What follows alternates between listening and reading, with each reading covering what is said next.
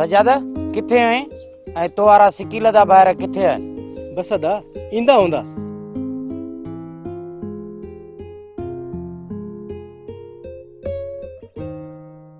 छो अदा अॼु तूं उन्हनि सां गॾु कोन हुएं छा? न आदी मां हुन सां गॾु कोन हुयसि, पर हू सवेर होटल ते वेठा हुया।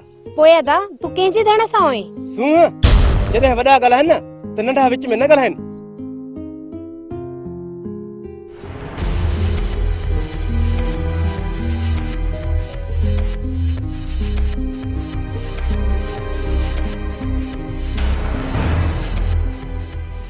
अदा सजाद खे समझाईंसि सजाद खे हरूभरू अचे तो परवा लोढ़ा लताड़ींदो। हा दा हिन मोतबर जूं ॻाल्हियूं सॼे ॻोठ में थियूं हलनि। जेकॾहिं ॻाल्हियूं थियूं हलनि त हलण ॾे। खूहनि ऐं माण्हुनि जा वात कंहिं बंदि कया आहिनि छा? अदा त पोइ सजाद जो बिलो करींसि न। हा पहिरियां तूं तुंहिंजो बिलो कयां पोइ सजाद खे घोट बणाइबो।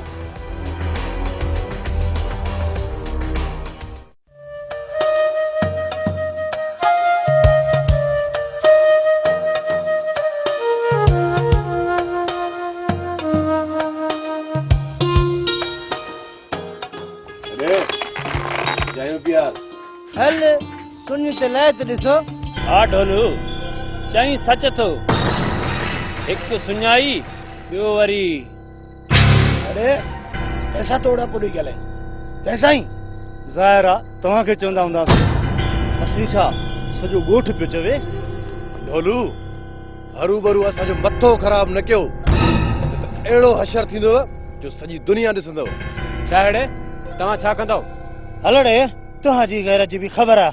पहिरें पंहिंजो घर त संभालियो। अरे तुंहिंजी इहा मजाल जो घर ताईं थो वञे।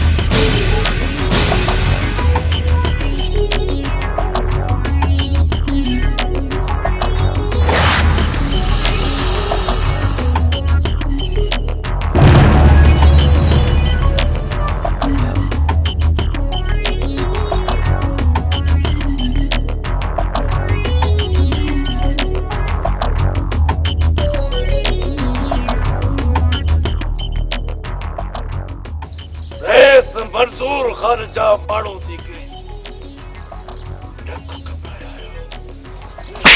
घबराया आहियो।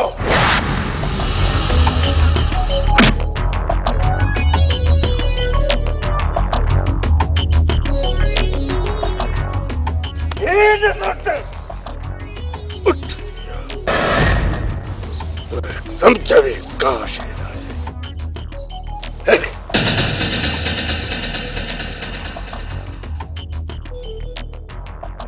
हिन खे ॾिसो मोतबर थी लथो मैदान में ऐं कंध झुकाए हलियो आयो।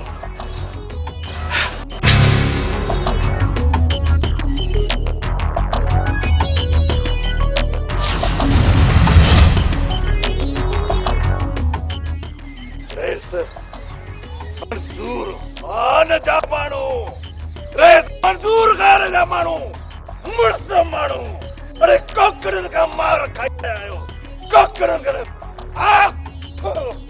बुढ़ी नथा मरो कत करे बुढ़ी आया हाथ अच्छी ना ताजा लाश जटना दे मुआट लाश होतारा सही असां तव्हां ॾे इन लाइ दाई आया हूं त तव्हां ई उन्हनि खे का सिखत ॾियो।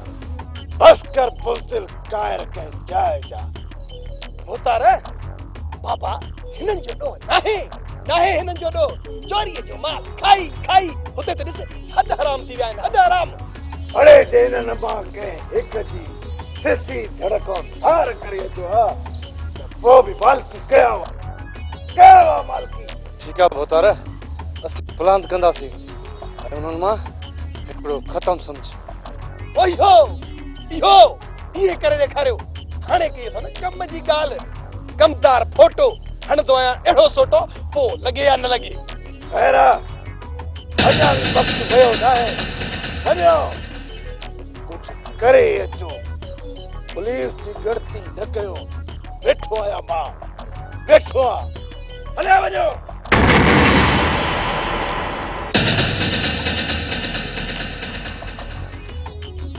कमदार बाबा इनखे चइबो थी शतरंजी रांदि प्यादा मरंदा वञनि ऐं बादशाह हुकूमत कंदा रहनि इहा थी असांजी सियासत सम्झी कोन सम्झी वेंदे